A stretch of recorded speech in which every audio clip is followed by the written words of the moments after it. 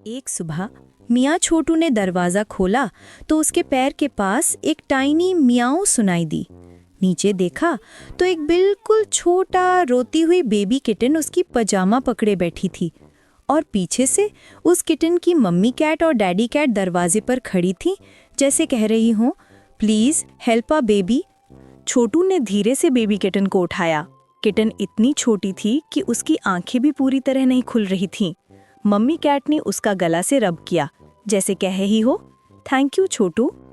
छोटू चीखता हुआ बोला, अरे ये तो पूरी कैट फैमिली है। और बिल्ली फैमिली फियर से पीछे हटकर मुस्कुराती लग रही थी। छोटू ने उनको गर्म दूध दिया। बेबी किटन दूध पीते पीते गिर जाती। मम्मी कैट उसे दोबारा सीधा कर देती। डैडी कैट हमेशा गार्ड बनकर बैठा रहता, कोई उनको तंग ना करे। फिर शरारत शुरू हुई। बेबी किटन स्लिपर को काटने लगती। मम्मी कैट उसे डांटे। डैडी कैट छोटू की पेंसिल चुराकर भाग जाता। छोटू चीख कर, अरे अब बाबा कैट चोर बन गए। अचानक किटन का छोटा सा मियाओ कमजोर पड़ गया। वो ठक्कर छोटू की गोद में सो गई।